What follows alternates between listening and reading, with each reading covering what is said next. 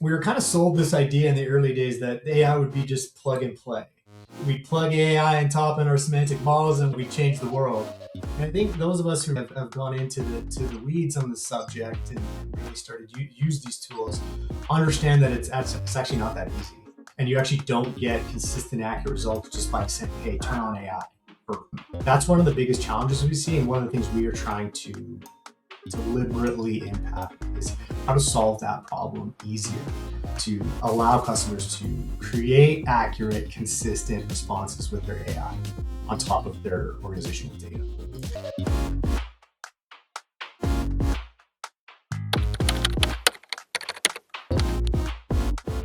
Welcome to Fabric Threads, where we unravel Microsoft Fabric for you.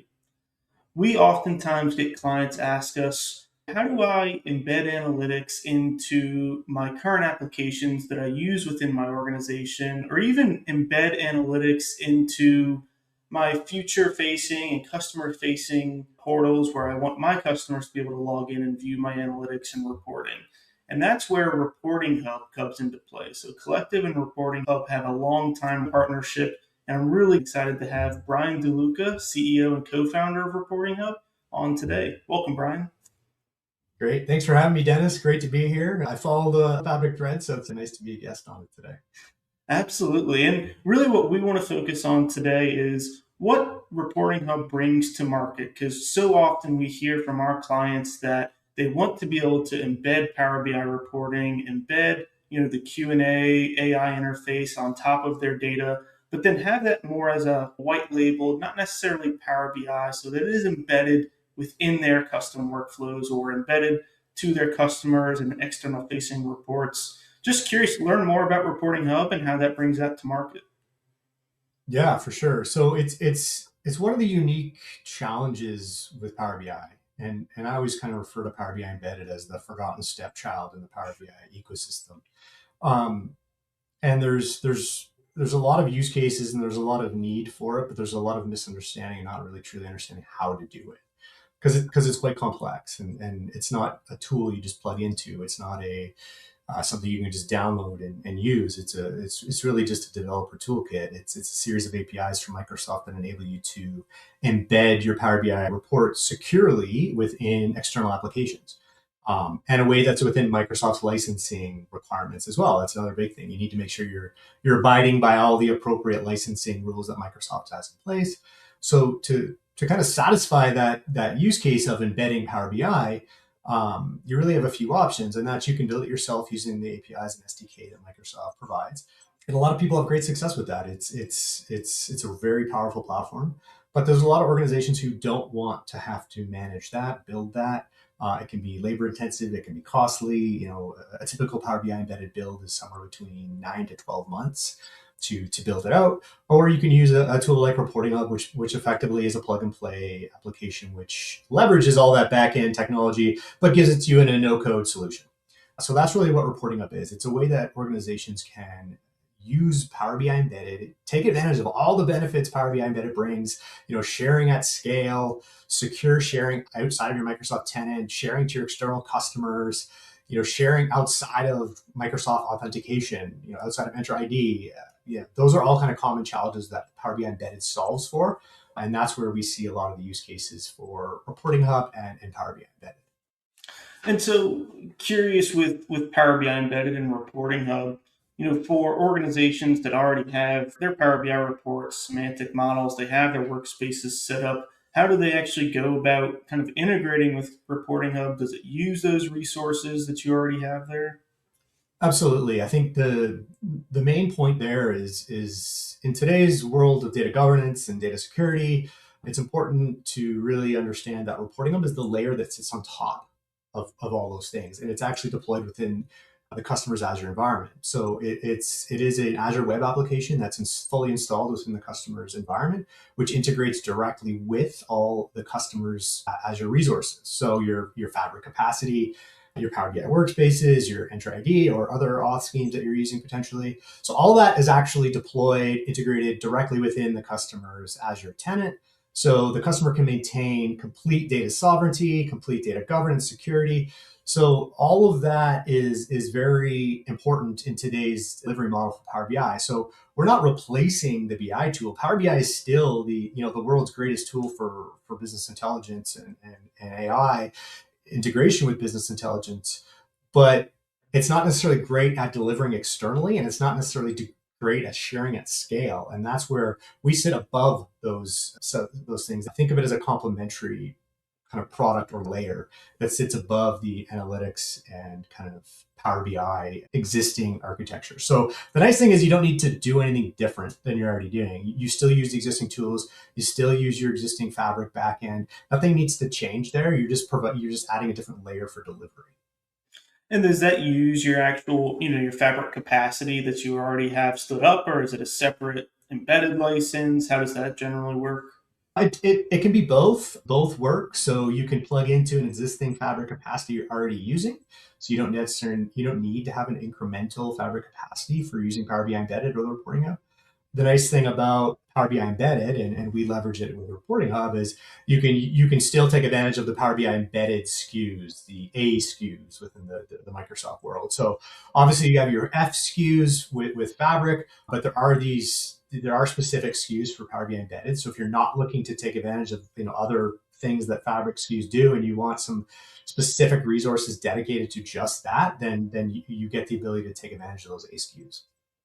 Yeah, I'll tell you from our client base and the implementations that Collective's done within our client base for Reporting Hub, I think the biggest use case that we've seen is our clients want to take their Power BI reports that generally have their customers' data in there. They're reporting on revenue, quantity, depending on the type of company, sales orders, sales status, things like that, where, okay, their customers coming to them and saying, hey, can you give me this data? Where's my order, etc.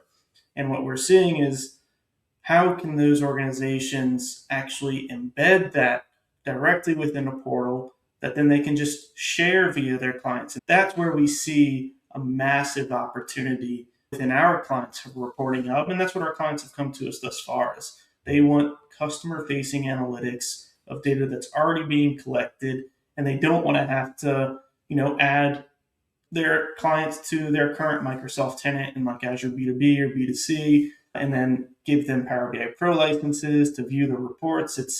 That's a much more complex solution. Whereas I think Reporting Hub, what we've seen is it's much more elegant. We can set it up easily on top of their already infrastructure that they've created, follows all the security processes, and if they have pretty much instant access to their data, then they can train up their customers, and now they have a portal that they can go to and see everything around, their orders, et cetera, whatever use case they're working on at the moment. But that's where we've really seen a lot of benefit from our clients with Reporting Hub and their current Power BI infrastructure. Yeah, I would agree completely. I think what we're not trying to do or what we're not trying to be is Power BI for internal consumption, because that's really what Power BI already does great. Right. It's if you're an organization and you're using Power BI as your business intelligence platform, and you're sharing it within your organization, within your teams, you're taking advantage of workspaces and Power BI apps, and embedding in SharePoint or embedding in Teams or Outlook, great. That's what Power BI is really good at. That's not a use case for Power BI, or excuse me, for Reporting Hub. That's kind of standard, out of the box Power BI. And I think what you've outlined is exactly the need. It's sharing externally, and we really call that kind of concept insight as a service, or SaaSifying your Power BI, where it's you're basically creating a product around your insight, and your report or your dashboard is just an insight delivery tool. That's really all it is at the end of the day. And a lot of organizations lack the technical infrastructure to deliver that insight to the stakeholder in a way that they control. Because you don't want to have to give your customer your Power BI URL and say, hey, here's your report. Copy this URL somewhere and don't lose it.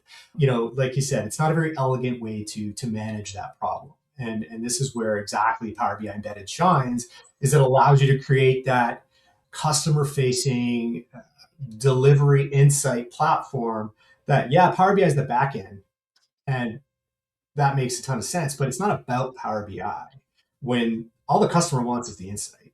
The customer Right. just wants answer. Customer doesn't care the reporting tool. The customer doesn't care the semantic model and all the work you've done behind the scenes and all that. No, they just want their answer and they want to get on with their day. And really that's the easiest way to sum up the use case.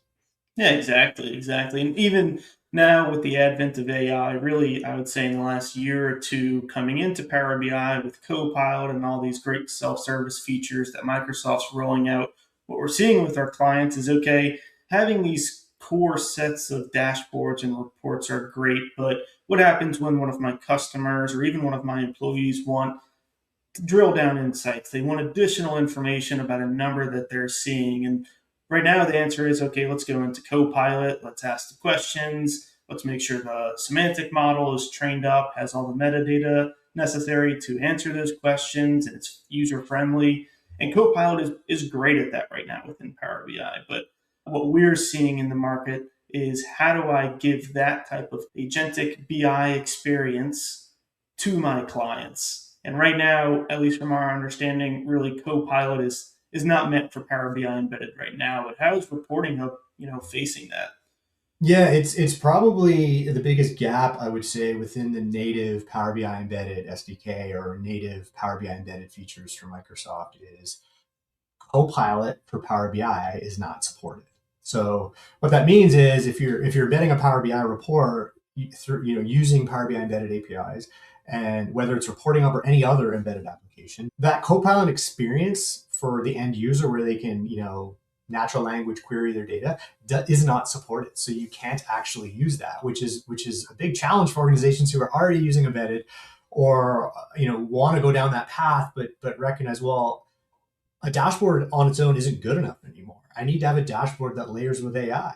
That's now the table stakes of business intelligence. And we've recognized that a while ago as a problem. We work really closely with the Microsoft product team and kind of have a deep understanding of their roadmap and all these things. And so, being an ICP or a partner who delivers software services independent from Microsoft, that gives us a unique ability to say, okay, well, we can solve this problem with embedded using Microsoft native technologies. So it doesn't have to be Copilot that allows you to deliver AI to your end user.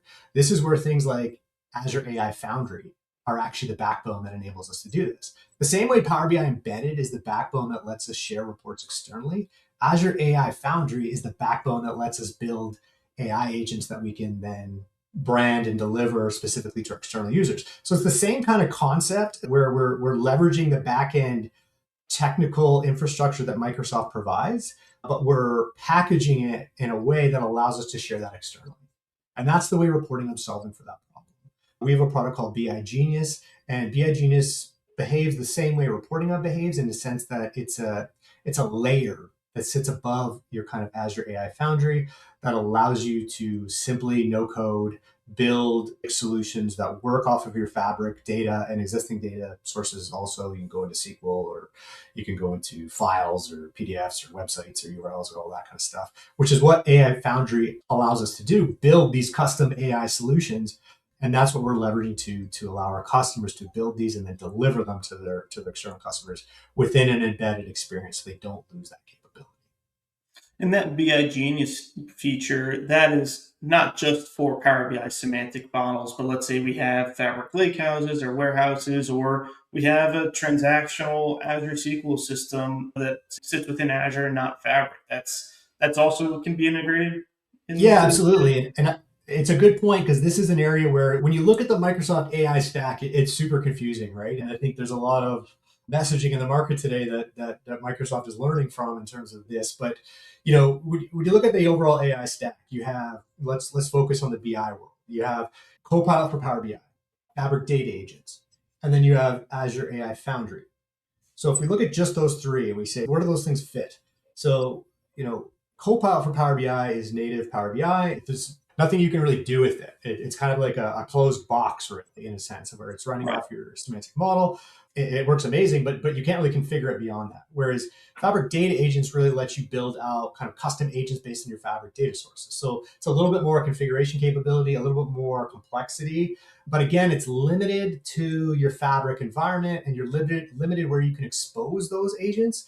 So if I want to create a Fabric data agent, but I want to plug it into an external tool, that's actually really difficult because now you got to get a developer involved. You got to like it starts getting more complex. And again, you're still limited to kind of the world of Fabric. Now, if we go beyond to Azure AI Foundry, this is where we can leverage these tools and build agents that plug into Fabric sources, so semantic models, lakehouses, files, all these different components, but they can also extend outside of. So I can also plug into a SQL database that might be in Oracle, or I can plug into a file that exists in SharePoint, or I want to plug into a website URL and not maybe my knowledge base. Maybe an organization has a knowledge base. And we want our agent to have that information. This is where Azure AI Foundry gives you those tools, which is a much more complex implementation because it's a developer first platform. So if you want to do these things, you need to be willing to accept the technical difficulty, but that's again where Reporting Hub and BI Genius fit in, is we abstract that technical difficulty and we say, hey, take advantage of Azure AI Foundry, build custom agents that leverage your semantic model, that leverage your non-Fabric data sources, and then deliver those to your customers. I think that's the real benefit is, like you said, you have the Copilot experience within Power BI, you have Fabric data agents, which are great for your Fabric and your Power BI centered solutions, but we know that most organizations have data that sits far outside the Fabric and the Power BI interface, and they absolutely want to take advantage of that. And right now, yes, they could go in and use Azure AI Foundry, but they do have to have a more technical experience because as soon as you get into Azure, you have to set up your subscriptions, your resource groups, your networking, if you have other data sources that you may need to integrate into. And I think that's the real win for BI Genius, is essentially built that on top of Azure AI Foundry so you can build those custom agents, but have access to other data sources outside of Fabric and Power BI. So, Yeah, absolutely. And I think the biggest challenge we see with AI and BI in general today is 80% isn't good enough for accuracy. And I think the BI world and the data analysts out there and all of us who intimately understand Power BI and semantic models and all that, we were kind of sold this idea in the early days that AI would be just plug and play. We plug AI on top in our semantic models and we change the world. And I think those of us who really have gone into the weeds on the subject and really started use these tools understand that it's actually not that easy. And you actually don't get consistent, accurate results just by saying, hey, turn on AI. That's one of the biggest challenges we see. And one of the things we are trying to deliberately impact is how to solve that problem easier, to allow customers to create accurate, consistent responses with their AI on top of their organizational data. yeah, I'm glad you mentioned that because that's what we see as well. 6 months, a year ago, when these features were just getting rolled out, there were best practices to development when you had, a Power BI semantic model, right? Your facts and dimensions, you had certain naming conventions. But now, with the advent of Copilot and the rest of the large language models, when people go in and ask questions, they're not saying, can you pull my total sales year to date measure from the fact sales table, right? They just want to know, can you pull total sales? And they're going to ask that way.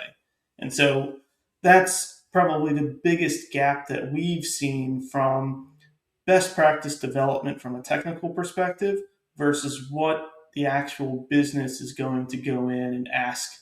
And the way you kind of bridge the gap is through updating your metadata behind the scenes. But if you're not doing that from the start, you're already one step behind.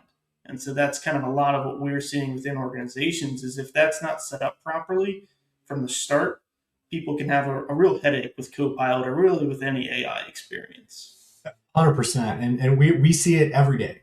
It's by far and away the single biggest challenge to adoption, and not just adoption, but success with leveraging AI in the BI world. Again, whether that's embedded or not, the challenges are ultimately the same. Now, when you start using more advanced tools like Azure AI Foundry, it gets harder to get accurate. It gives you more freedom on the solutions you want to build and the customizations of the agents you want to build. But there's that complexity means, okay, it's now getting harder to create consistent, accurate results. And it's not that it's not possible, it's that a lot of work is required. We're seeing a bit of let's call it a gap of understanding of, executives want AI everywhere within their processes. And layering AI on top of business intelligence is a very heavy lift to get accurate, consistent results.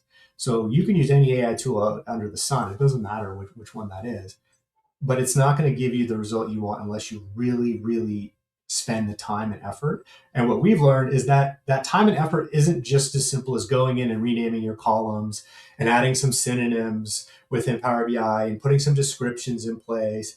That's not good enough. And those of us that have done that will realize maybe it improves it a bit. You might go from 70% accuracy to 75, but that's not going to be enough to really, really, truly deliver first class AI experiences on top of your business intelligence data. You really have to fundamentally rethink how your data is structured, your data is modeled, and that's where we see there's a huge opportunity, and that's why we work with organizations like Collectiv, which is there's a huge. I think there's so much help people need. There's so much instructions, and people need help actually doing this lift. And this is where we see, we're a product company, we're a software company. We focus on the product side. We need service organizations like Collectiv to help our customers get their data where, it actually is working for them. Exactly. I would say, previously Collectiv's business, it was all kind of new builds, Power BI models, Power BI reports, and we're quickly seeing the number of engagements that we're doing where it's, can you come in and help us prep our data, store it properly, transform it, and make that scalable. But then we have some Power BI semantic models and reports already. Can you come in and make sure that those are AI ready? And that's what we're seeing within organizations. That's a majority of our engagements now. It's not net new builds necessarily. It's, hey, our environment is a mess and we're trying to use AI on top of it and it's just not working. And so that's a core business right now. And it's exciting, but at the same time, it's like everybody wants to use these features, but they don't fully understand how to make that happen until they get into the weeds of things and how much work it just takes. Yeah, 100%. We've recently put out a white paper on that subject alone. And I think a lot of people are focusing on that subject because it's quite clearly the biggest problem right now in the BI world, in the data world. And the good news is we're making progress and we're getting there, but the demand is there in terms of organizations that want these features and want these capabilities. It's just organizations need to really be willing to do what's necessary and do the heavy lifting and think of this as a bigger project than just plugging in Power BI and AI and saying, hey, let's deliver it. Yeah, exactly. I think with whether it's AI and BI or whether it's just AI within an organization and business workflows, there is that foundation, the change management, the training that has to happen up front in order to make it successful. Otherwise, it's going to be just like any other initiative that doesn't get adopted and it's hard for the end users to use in the end. Yeah. I always like to joke that like we're the easy part of the process. We're that last mile of delivery. Think of it like in the logistics sense. Like the last mile delivery of analytics is what we do. We're putting it into the hands of the people that need it. We make that really easy, which is great. But it doesn't mean the other part's gotten that much easier. So you still have to be willing to do the hard part. So yeah, I always like to think we sit on the easy side of the problem. That's a good take. I love that. Awesome. Well, Brian, thank you so much for joining Fabric Threads. It was a great conversation. Hope to have you back on soon. And thanks everybody for watching Fabric Threads. Thanks everybody.